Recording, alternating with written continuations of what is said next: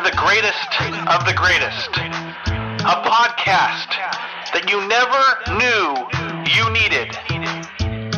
With interviews from people you have never met, or maybe you have once or twice.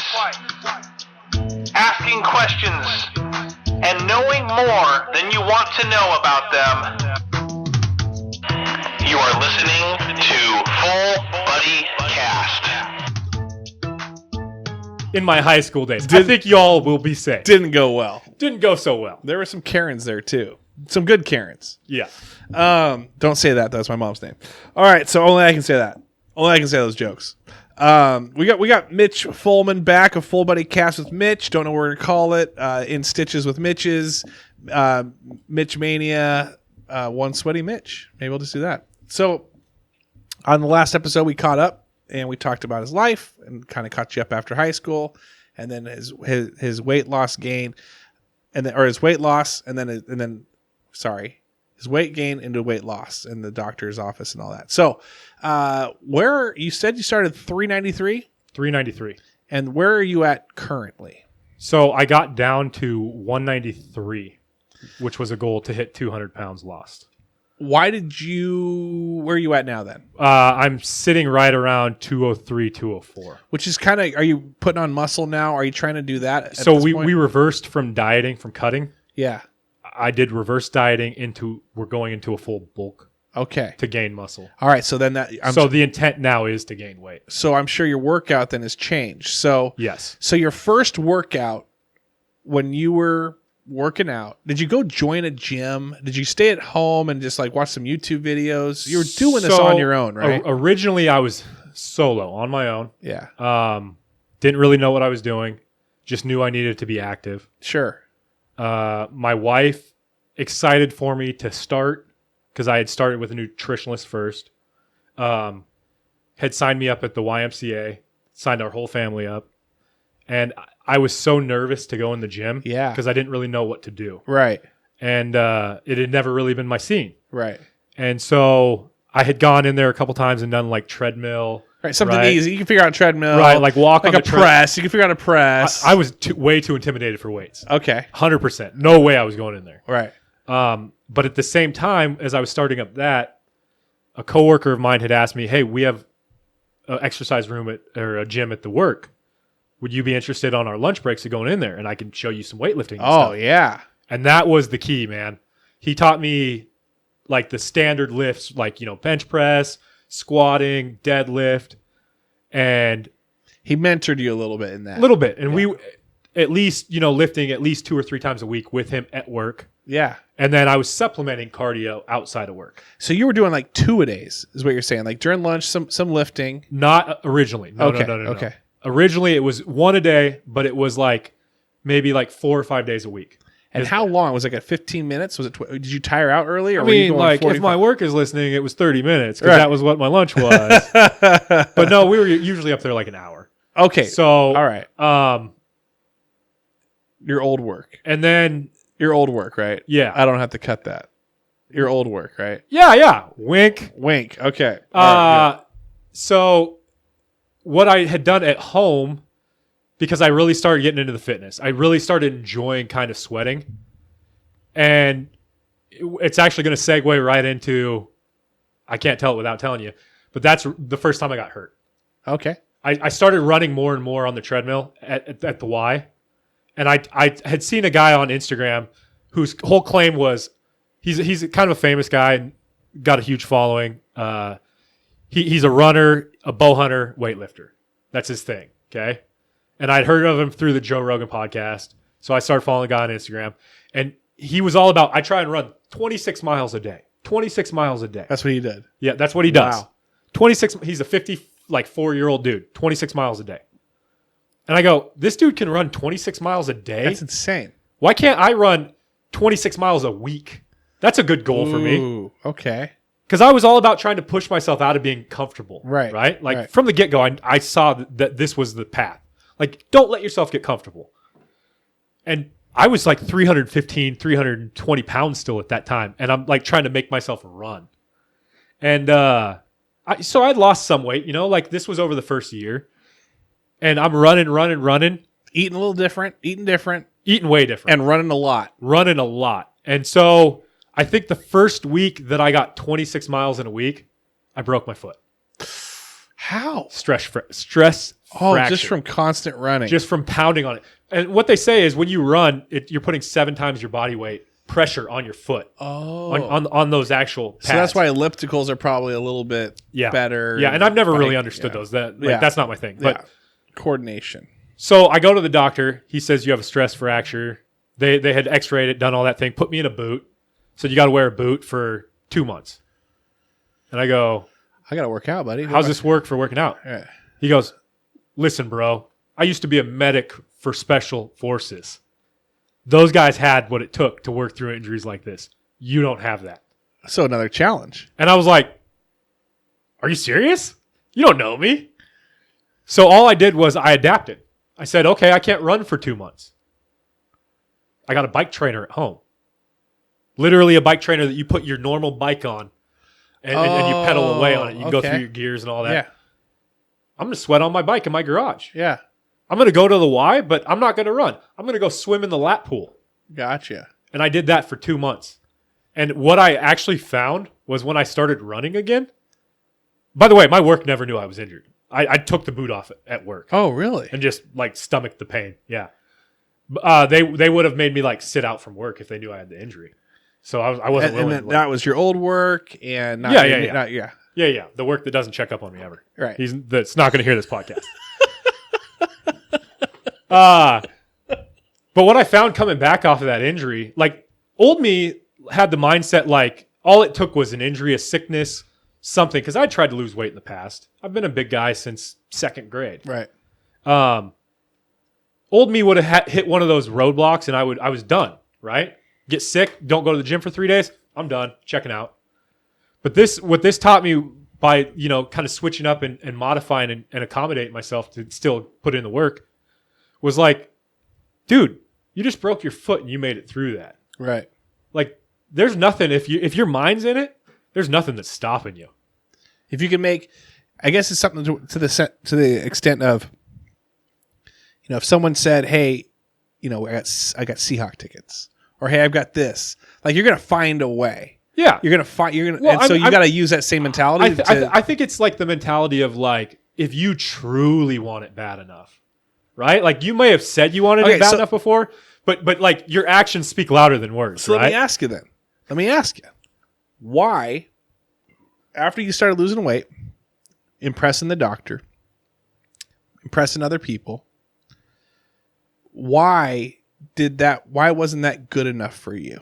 Like, why did you say, you know what? I've lost 100 pounds. That's actually a lot of weight to lose. Yeah. I'm honestly, at that point, when I broke my foot, I was still probably like 330. I don't know. But exactly. still, I lost a good chunk, and then you're not pre-diabetic anymore in a sense, or you're kind of in that realm. Why did you say, you know what?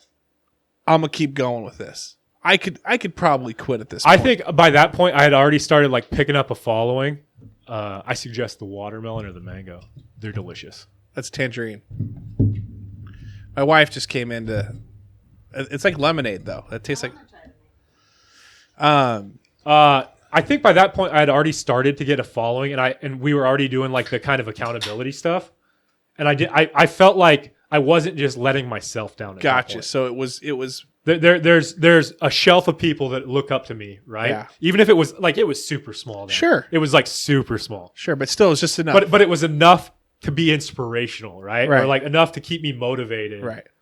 Because I think a lot of people they lose that kind of self motivation, right? Yeah. Like you have enough of it if you like really are in it to win it, right? But sometimes you need that pick me up from other people. Okay. I want to pick your brain on this because I'm the same way with this friggin' podcast, okay? Man, this is good conversation. I'm loving this conversation. Yeah. So I'm happy to be here, man. I'm happy to be out of my house. I constantly, I'm a competitive guy, and I want to be just the best out there. Now, when I start realizing that I won't be the best, I start to consider not doing it. Let me ask you though. Yeah. Why can't you be the best? I don't know. Like I think you're putting too Am much. I Russell Wilson? Why not me? Too much of a realist perspective on there. Like you're already giving like a defeatist attitude a little bit. I could see that. Okay. I would look at it. I would try and flip it and say, what steps can you take to be the best? Right. Like what can you do? Like identify, write it down. What can I work towards to be the best? How can I get there? That's interesting. I've been writing stuff down, putting it on the side every 3 months or so, kind of seeing where I was. I'm very goal oriented. Do you do the same thing? Do you look like this now? is where I was there and this is where I want to be? When I started, not at all. When I started, if you asked me when I started all this, what's your goals? Where do you see yourself in 2 years? I probably would have given in and said, I'm going to be the same as I was or worse. Oh, really? Very much so. I did not believe in myself at all when I started. Other people believed that I could do it. The doctor, not so much. Right. He was the guy that inspired. Which gave you the push. It gave me a little push. Yeah. But like my coworker at work, he saw something in me, man. I thank that guy. Openly. His name's Brian David. Thank you, Brian David. You give big hugs at work? At your old work? Yeah. So what's funny is like he was super into weightlifting when we started, and now he's gone like reverse. Oh, like no. he's in good shape. Right. Like he's not like losing anything, but now it's like if we do work out when the gym was still open, he'd be like, "Oh, I'm just gonna go on the treadmill for like 20 minutes." I'm like, "I'm cranking weights, dude. What are you talking about? Right. Like I'm here for the gains, man." Right. Huh. Yeah. Well, see, as for me, it's like, well, I might as well quit. But then there's a part of me that goes, well, if I quit, because I've achieved everything that I've really wanted to achieve kind of with this thing. Really. I mean, like I've got some listeners. I was able to share some voices. I got over 100 and something episodes. Got to meet some people. Got to talk about people's lives. Got to entertain people. Got to do some fun stuff. But then, so there's part of me that's like, you know what? It's been fun. You're content. But yeah, but there's another part of me that wants to keep going hard. And there's another part of me that just wants to say that was fun and quit. But I keep going because there's people like even today, shout out to Holly Graff, who did like a 6-story thing on Instagram where how much Full Buddy Cast has during this time, and she tagged it in each single one. Oh, this was the perfect time to listen to some of this stuff, man. Yeah. Like people are sitting at home, right? Yeah, like, and she's like, this is like with all the negative news, I need to hear people just tell stupid jokes and talk about their lives. And that was just like, okay, cool. Well, that's awesome. And then to have her share that with other people, and then kind of like there's gains there with people listening. Well, see, and that's inspiration for you. It should be. Right, exactly. Like, if that's not, then I don't know what would be, man. Right. Like you're making positive change in people's lives. Then that's where I feel good about it, and that's what keeps me going. That's honestly what keeps me going. And then they jump on Patreon to a degree. That's drop what off beers. Craig Bentley dropping off beers, and then Rachel Heater as well. That's what keeps me going too. Yeah, right. It's the same idea. Like I'm making positive impact in people's lives right now, and that's the days that I want to stop. I think about that and go, maybe I'm not going to stop. Sure. Like, but for me, like I'm not content. I've achieved amazing things, but I look at some of the stuff that I can do and I go, well, I bet I could do that better next time. Okay, so you're constantly like I did the Murph Challenge this week. What's that? Which it's a workout in honor of a fallen soldier, Lieutenant Murphy. Okay, it's CrossFit type workout. Gotcha. So they do it every year on Memorial Weekend in honor of the guy. It's a 1 mile run, 100 pull-ups, 200 push-ups, 300 squats, 1 mile run. And if you're doing it to standard, you're wearing a 20-pound vest. So me and my coach decided to do it for the first time ever this year. My coach is, by the way, all online. So she's back Pittsburgh. What's her name again? Shrinking Steph. Shrinking Steph. How'd you find out about her? She was one of my tags that I constantly tagged for the accountability posts. And I followed her for a long time, and she's a beast of a lady. She's lost 150 pounds herself. Done phenomenal things, and she was a coach, fitness coach. And when I decided I wanted to go next level, she was the natural choice for me. We were good friends at that point. Wow. But so I did this challenge. 50 minutes is what it took me, timed. So you actually did it? Yeah. 100 pull-ups? Yeah. So the pull-ups, I did 50 of them, just straight pull-ups. Yeah. In sets of 5. In hindsight, I would have done circuit style of all the different workouts instead of just doing one. Like the 100 pull-ups straight was just murder. Yeah, that's got to be, But I did the back 50 with the assistance of one band around my foot. So it kind of helps with the resistance. Gotcha. And I'm super proud of that because a year ago I could do one pull-up total. Oh, yeah. So to go from 1 to 50 in a year Right. blows my mind. Right. And then the 200 push-ups, 300 squats, and then mile run. The biggest mistake I made beyond that, I didn't wrap my hand, so I bruised my grip. Oh, bruised it. Actually bruised. Like I felt that the next day when I tried to lift weights. Ooh, that was brutal. And then the weight vest I had, I didn't have a real weight vest. So I took a jogging vest and just put plate weights in it. Oh. Horrible mistake. Yeah, that's as soon as I started the first jog, I was like, this was a terrible idea. You're clanging against yourself. Oh, it was just beating me up, man. Oh my god. Yeah, I got like a cut back there. Holy cow. But it was good. It was something that I've never done. Nice. And so I look at that like that's a great feat, right? Right. Like, yeah, I'm proud of that. But I also look at it and go, next year I think I can do those 100 pull-ups. Wow. So that's a lofty goal. That's something I can push towards. Or 50 minutes. Yeah, that's fast. Maybe next year I do it at 45. Gotcha. Maybe I switch things up a little bit, circuit style, and see if I can bang it out quicker. Right. Yeah. So, there's always ways that you can improve. Fitness, learning, it's all the same, right? There's always, like, no matter your ability, there's somebody that can do it better. Right. You can always push to be that next level. So, what other times did it get in your head that you were wanting to quit? Or maybe not wanting to quit. Roadblocks. Were there any other injuries? Were there any other things that were coming along? I've had off and on back issues, and we're trying to work through that with like mobility. Uh-huh. But that's like debilitating some days when you're like lifting weights, sure. Right? And like right now we're going into a bulk phase, and I'm lifting heavy, and that takes a toll, man. You feel that. Do you sleep good? How many hours of sleep you getting? I need more. That's where What are you doing? 6 hours, 4 hours, 8 hours? What are you doing? I usually average 5 to 6, and I feel like I need a couple more a day to really dial in for the weightlifting. Yeah. I mean, that's when your body actually recovers. But I also need tub time, man. I know you've seen it, pictures of me in the tub. Oh yeah. That people think that's kind of like me being extra, and maybe a little bit of it is, but that's where like I soak the pain away. That's really what it is. Pampering yourself a little bit. It's, dude, if you could see in pictures how hot that tub is, like I've dialed up the water heater. Oh really? Like I'm boiling like a lobster in that thing, man. Just Epsom salts and just boiling water. Yeah. That's awesome. Have you done the cold ice bucket yet? I'm not interested. Not interested. I could. I know there's health benefits to it, but you're the heat guy. Yeah. When I was almost 400 pounds, put me in an ice bath. Yeah, I'm already hot. Yeah, right. That's cool. Dude, I don't have the insulation anymore. Right. Like I'm not trying to freeze parts off. So you got extra blankets now when you're sleeping, stuff like that? Are you? Yeah. I don't like. I used to be like a sweat sleeper, no blankets. Right. Yeah. Oh yeah. I'm insulated now. I'm covered. I'm wearing jackets at work in the summertime.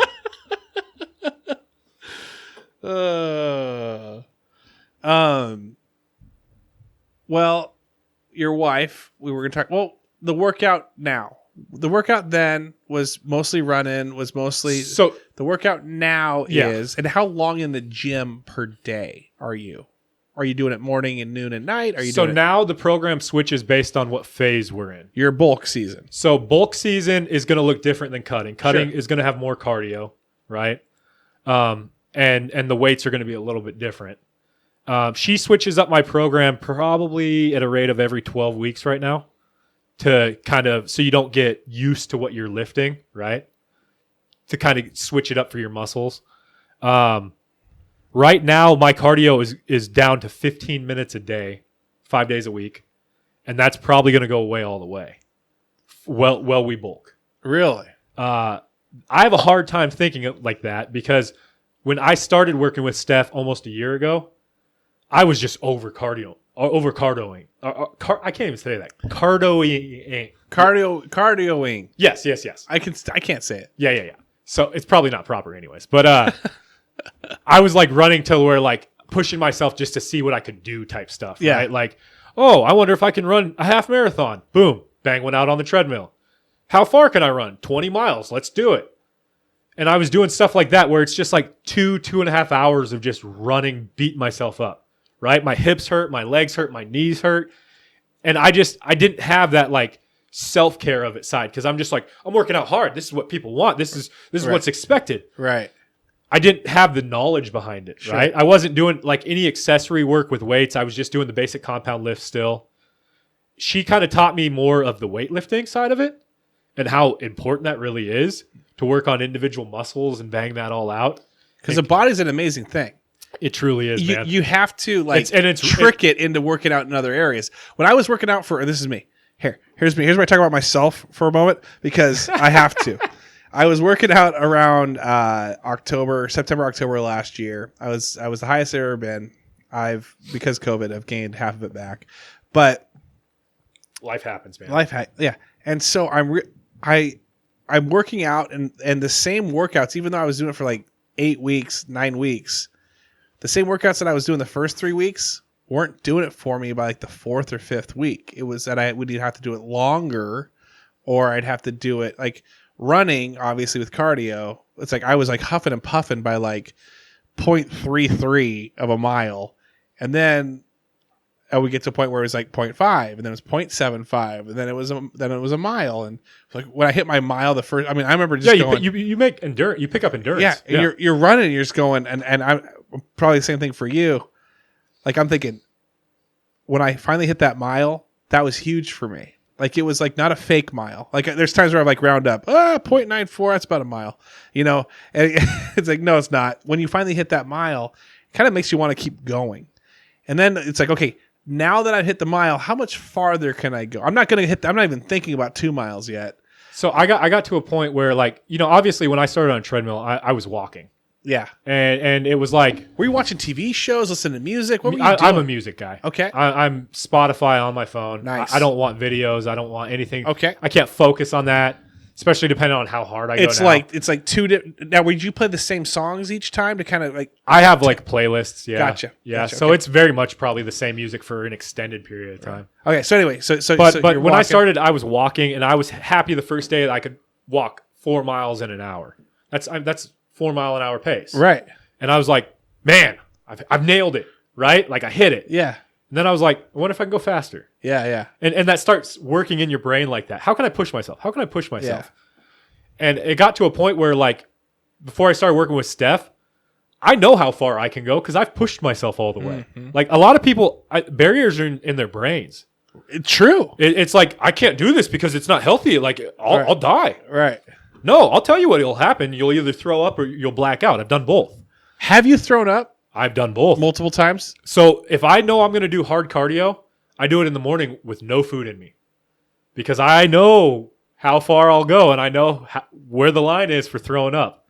Yeah, I've done it. I've done it multiple times, man. So that's if you ever see me post and say fasted cardio, all that means is I haven't eaten since the night before. So you're doing the intermittent fasting type thing? I did that for a while. And that was really, really helpful at the initial weight loss. Yeah. When I started getting into the weightlifting game like I am now, it doesn't support it. Sure. You have to eat around weightlifting. So I remember one post of yours. I don't know how long ago that was. I think it was like around Christmas or something. You said sometimes you have tears and you have sweat, and sometimes you don't know if it's tears or sweat. And it's real. Did you make that up yourself? No. Oh, okay. Oh, I mean, I probably did. Yeah, Dude, I don't know that I heard that anywhere. Dude, that was like super like. It's just how you're feeling when you're there, man.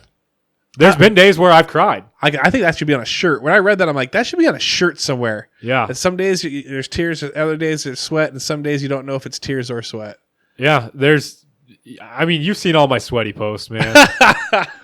There's you're one sweaty Mitch, man. You live up to that. There's days where, dude. Well, here's what I've tried to live. If I'm putting like hashtags to stuff, like no excuses, hashtag never quit. Right. I'm living what I'm saying, man. Yeah. I'm not putting it there for show. Right. Like that's it. This is my life. This is how I'm living. That's how I've always tried to be. Like, there's no reason to sugarcoat it. Did you have any haters? Oh, sure. Got a lot of fans though too. So yeah, no, but it weighs each other out. What were the haters doing? I've flat out been asked lately and told that I'm on steroids. Did you ever take And I'm like, no, man. any supplements at all? I do take supplements. But not like steroids, Nothing banned, nothing illegal. Right. It's all healthy stuff. Just pre-workout? Or? I take 2 pre-workouts. One's like a blood oxidizer, kind of opens up your blood vessels. And then the other is, I don't even know how they say it. It's like a recomposition something or another. But it's nothing bad. Whatever happened to creatine? Is that still I take around? creatine. Okay, I remember that was huge when we were in high school. Yeah. Creatine, I take creatine with amino acids while I'm lifting weights.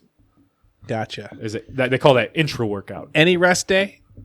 I rest from weights, and then cardio is just based on what phase we're in. What day? How many? I mean, like, is Sundays normally? Like, what day do you? Well, that rotates based on what we're doing. So, like right now, I'm doing 2 powerlifting days, and then I rest, and then I do 3 hypertrophy days, and then I rest. So it's 5 days lifting a week. Do you look forward to rest days? I used to hate it. Because you get into this thought process of like you're failing yourself if you stop. Okay. Right? When you go so hard for so long. Yeah. And then all of a sudden like they're telling you like, no, you have to rest. You need that. And you're like, no, I don't. Right. Look at me. I'm a machine. Right. And they're like, no, you're gonna die. You're gonna kill yourself. Gotcha. And you're like, no, I'm not. So it was really hard for me at first. And that was my coach like really having to hammer that in. But I've gotten to a point where I go hard enough on the days that I go. I'm like, give me a rest day. Please, I'll take it. I'll take 2. Give me an extra rest day. Really? Yeah. Because you recover more and then yeah. Well, I mean, it's brutal some of the days if you're lifting heavy weights, man. You really feel it. Really? So are you? What about cheat days, eating wise? Are there any cheat days? So right now, because I'm kind of getting into the full bulk, needing some calories. Yeah, and you want to be in a big surplus so your muscles are just overfed. That's the idea. You're going to pick up fat. Like, right. I'm wrapping my head around this, right? 2-year journey to lose weight, and now and all of a sudden you're like, wait, I have to gain fat, right? So like it's a little bit of a struggle, but right now she just added back in starting yesterday 1 cheat meal a week. And that's like gold, man. And so 1 cheat meal, not a cheat day. Not a cheat day, 1 cheat meal. But my calories are high too. So what's your cheat meal? Is it like McDonald's? Is it fast food? Is it pizza? Like what? My go-to usually in the past has been like I either want like pizza, something that you can just like hammer, right? Right. Or like KFC. Like give a brother KFC. A full bucket? Just I don't even want a bucket of the chicken. I want a bucket of the chicken tenders. And I'm just give me all the sauces. Let's do it to it. I'll show you how this dude used to eat. Let's go. But that's the thing. So like I'm friends with so many different people from different walks on Instagram, and they all have different stories, right? And like so many of them have had weight loss surgery, and no disrespect to any of those people, right? Like I'm happy for them to get results and change their lives because that takes a lot of work. People don't understand that. People think that's the easy way out. They deal with a lot of like repercussions from having those surgeries. Vitamin deficiencies, lose hair, teeth. It's like serious stuff, man. Or they can have complications in their stomachs. So like there's like serious work. I got like nothing but respect because I see how hard these people are working too. Right. But the difference is like, their meals, their stomachs are small now, right? Sure. So like they'll show their before and after on like getting like this big ass meal. Oh, I'm gonna mess this up, and then they took like 3 bites. Wow. And Mitch is over here like, no man, I still got all that appetite. Right, like, right. Let me do it to it. Right. You open up that, I'm like, tell me I have a cheat meal, and I might be buying 2 meals. But like, if I can get it in, like I still get treats. Like I love a good Blizzard or a peanut butter parfait from a Dairy Queen. Come on, man. Dude, peanut butter parfait is the best Hands dessert down. out there. Hands down. You can't argue with me that anything is better from Jamie, you hearing this? What did he just say?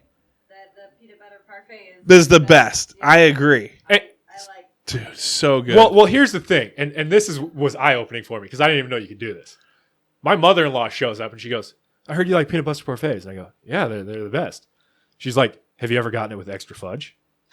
No. And I go, they do that? How have I never thought to ask for that? I'd go extra peanuts myself, but apparently they do that. Extra fudge, I would just want 2. That's so good. Yeah. Extra fudge. But see, now I know. Now you're talking to a guy that knows the macros of what's in one of those, and I'm like, no, we can't. We can't do two. Are you doing Our Fitness app or MyFitnessPal or MyFitnessPal? Yeah, and I count macros, so protein, fat. So you got the full version, and I got carbs. the full version too. Yeah, and I've used. Oh, it's always telling me you haven't logged your lunch today. Yeah, you haven't logged your dinner today. Dude, it becomes so easy though. It becomes second nature if you do it every day. So I'll have Joey on here. Like I literally weigh and track all my food. I weigh it. That's what Joey and Zach do, and I'm like, I weigh it to the gram. And they try to tell me this macro, like this is the formula you need to have for this. So I don't count calories. I can tell you how many calories I eat because I know how to do the math. Uh huh. But I eat essentially 4,000 calories a day right now in this bowl. Really? But I actually count macros. So she gives me a set number for my macros. So right now it's 500 carbs, 300 protein, 80 fat. What does a beer take up for carbs? So White Claw, Okay. it'll tell you it only has 2 carbs on it. That's how they trick you. But if you look right on top, it says 100 calories, right? Uh-huh. So you know the math is wrong because 1 carb is only 4 calories. Okay. So by what they say is in it, there's only 8 calories. But there's actually 100 because there's empty carbs or there's empty calories for the alcohol. So it's So how much are there? it's 100. It's 100 calories. So 100 calories, but how many carbs is it actually? If you wanted to transfer that into carbs, that would be 25 carbs. So you're thinking that you're only getting 2 carbs. Yeah, and you're really getting 25. Realistically, you're getting 20 to 25 25. if you used it as carbs. Wow. Essentially, it's the alcohol is empty calories, so it's not in an actual macro. So, but you would have to convert it if you're counting macros because it still counts. It's still 100 Well, calories. I figured out my problem then. Yeah, it's all White Claw. I just don't. All these formulas they're going to throw up. It's White Claw. It's false advertising. White Claw. White Claw. I love you, White Claw. Sponsorship. Yeah. Hashtag White Claw. White Claw. Basic. Well, what is it like now for you to, like, clothes wise? Like, are you Big change? Did you man. have to go through a full different wardrobe? I'm guessing. Oh yeah. I honestly I wanted to bring some of my old pants. I was going to show you, Oh wow. but I kept one pair. So essentially, when I was at my biggest, I wore 48-inch pants, and I wore it under the gut Okay. because it wasn't big. 48 wasn't big enough to go Over the gut. over my gut, Right. like where you should wear pants. Right. So I technically was bigger than a 48. Yeah. And then my shirt was a stretched out 3X. I stretched out 3X. Yeah, like they were all stretched out. Yeah. And now my shirt is a medium, which I never thought I would be a medium. Like a teenager again. Yeah, like Yeah. that's where like I feel confident in buying clothes now because I'm like, there's no way we're going kid sizes. Right. So like medium's as small as it gets. Okay. And then my pants are 32s. So But with your arms, though, are you getting into the large just because I have large based on some of the clothes, like like flannel or like button up type stuff. Have to because I just my arms. chest pops it Right. open. That's what I'm saying. Yeah, I was gonna say I can understand like fitting into a medium and like a nice dress shirt. It's a trip to see the stuff side by side because like when you live it every day, like I know that I've lost weight and I know that my size is way different. Yeah. But when you are in the day to day, and I call it fat brain, like where you get the feeling like, oh, I'm really just like I have always been, right? Like there's days I feel like that. And I even look at myself in the mirror and I'm like, look at this fat dude. Right. And you beat yourself up because like I lived so many years hating myself in a way and putting myself down that it's really hard to just all of a sudden go like, no, like I love how I look and how I feel. And so there's days and like I have to see photos online sometimes of myself to kind of snap out of that and go like, that's me? Wow. Like that's why I started posting my actual check-in photos on Instagram now. Yeah. It's just me and my boxers. Cool. But those are something I've sent to my coach every week, right? Yeah. And she sees it. She sees my changes. I don't always see that. And so it was another way for me to be kind of accountable to myself and be like, no, like you're changing, dude, and it's good. Or like even now, like my scale will go up a pound or two from, because I'm gaining weight. And I'll beat myself In up your mind, over you're that. like, oh my gosh. I yeah, can't this believe is it. the end of the world. I can't believe. But in reality, I'm ruining everything. Right. And then I go put on my 32s and go, yeah, 32s are still kind of loose. Turns out, like, no, you're not a fat guy. Right. I don't think fat guys wear 32s. Right. So, like, You're wrestling. You got some brain. yeah. Yeah, you're And wrestling with it. I mean, there's a whole mental aspect to it, right? Yeah. Like, 2 years is crazy to change your life 200 pounds. Like, That's insane. That's a huge And- number. Okay, so and when I was back in October, when I was thinking about when I was starting this out, I was thinking to myself, Mitch did this. Like Mitch did this, and then I saw, shit, Mitch did this for 2 years. I think it was a year and a half at the time, possibly. I think you're over 2 years. You got to be over 2 years. It was 2 years in May. Yeah. Oh, okay. So I'm thinking to myself, like, dang, dude, like, look how he looks. That took a lot of work and a lot of effort, and there was 2-a-days. I know there were 2-a-days. Yeah, there was. And yeah. I know, and sometimes there still is. Like I was Yeah. saying, sometimes there's cardio. right? Because, like, in a cut, my cardio is going to go up to an hour a day. Yeah, And so there might be an hour of it's a lot of cardio time, and then an hour and a half a lot of of weightlifting. effort, and I'm Yeah. like, dude, I'm like, let me get to this, and I'll be happy, and then I'll just. But the thing is, once you kind of change eating, like I was trying to lose weight before. I wanted to get in the holiday season without gaining the holiday weight. Yeah. And I actually did fine through the holidays. In fact, I didn't even eat crappily. I mean, I had the Christmas dinner and had a pie. I mean, there was it happened occasionally, right? But it wasn't me just loading up. And then once I got past that, January, February, and then COVID hit, I'm like, rah, food. So what worked for me originally, and it worked really, really good, and that's when I was working with a nutritionalist. Like I said, she gave me a lot of like basic stuff, right? Like stuff that if I really was self-driven, I could have figured out on my yourself, right? own. But what I tried to do mainly was cut out processed stuff as much and cook as much as I can at So home. this Domino's pizza I'm about to eat that I can just hear calling my name. To be realistic, then I was doing a cheat meal or day every week back then. I was eating, the way I looked at it was like I was eating like 80-20. 80% clean, 20% crap. Gotcha. Because there's always going to be, dude, the crap is the good stuff. that's Like, how come on, man. that's Like, how I'm my not kids going to do hate their on it. chores. My kids do their chores that way. If you went and looked at my pantry at home, there's probably like 3 or 4 boxes of Pop-Tarts. My kids don't eat Pop-Tarts. It's That's me. you. It's all me. Yeah. What flavor? S'mores. I'm all about. Oh, wow. I am devout to the s'mores. Wow. No strawberry with the Strawberry's good. no cinnamon, brown sugar. Never the cinnamon. Too much. I had too much of that. I don't like it anymore. Yeah, that's my dad's flavor. Gotcha. That's like S'mores is you. Leave it to the 70-year-old. So are you a graham cracker or gold grams guy? Are you a cereal guy? Well, it's funny that you mentioned that because cereal has recently been stocked in my pantry now that my numbers are getting so high. That's an easy way to get carbs in. I'm telling you, Tyson Gamblin is all about rather than having ice cream at night, bowl of cereal at night. I have been doing the same lately.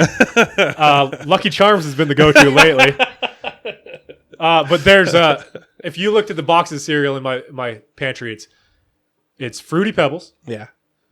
s'more cereal. I don't know if you've seen that one. Oh yeah. Yeah. I mean, whoever thought of that was like, Genius. They were thinking of you. clearly they're like, what if we put Golden Grams with Cocoa Puffs and throw some marshmallows in there? Yeah, man. Genius. Good stuff. Sign me up. And then Lucky Charms. And I taught my kid about my 7-year-old about Lucky Charms, and he's all about it now too. He's like, this is just like Cheerios with marshmallows. I'm like, yeah. I know. Exactly. Remember guy. Ghostbusters cereal? That I do. they had marshmallows too. That's where I got introduced to that. It was so good.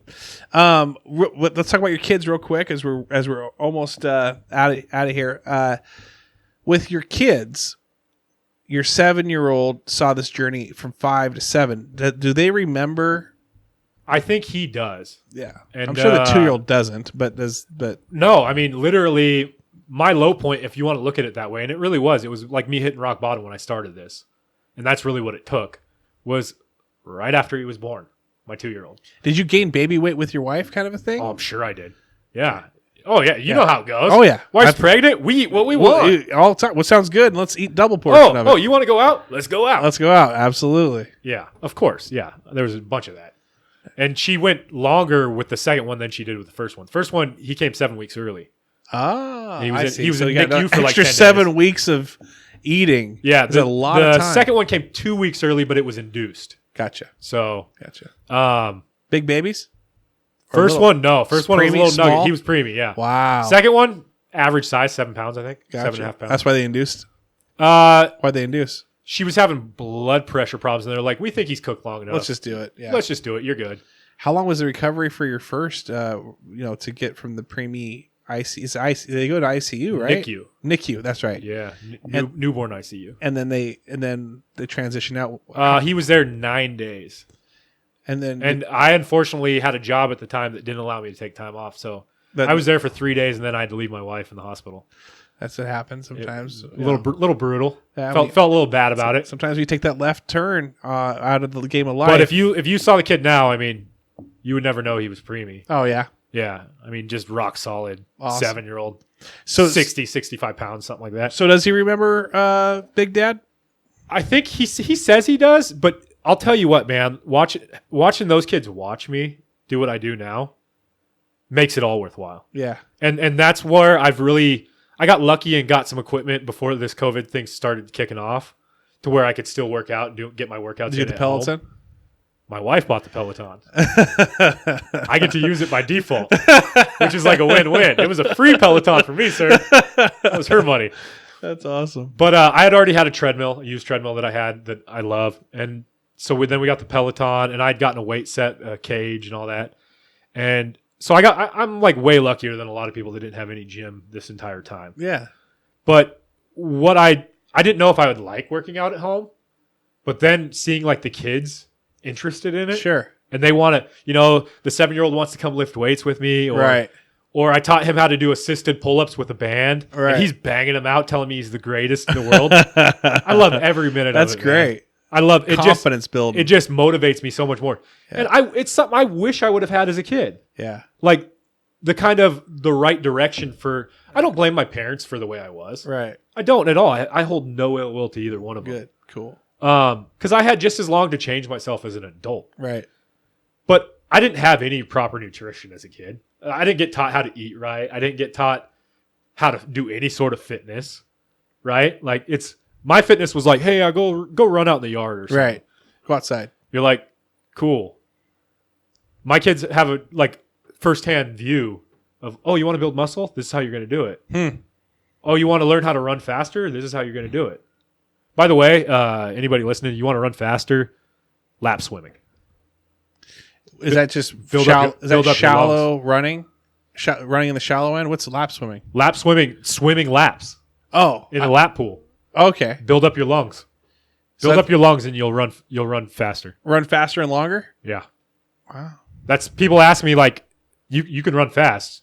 How did you do it? How did you get from this point to this point? Swimming. And it was that swimming when I was hurt. So Michael Phelps could just absolutely crush people in marathons. If he worked at it, probably. He's a gold medal winner. I'm not gonna talk trash about him. Yeah. Well, everyone, again, another episode with, I don't know what we're gonna call this. We had Mitch Fuhlman on. Mitch, it's awesome, dude.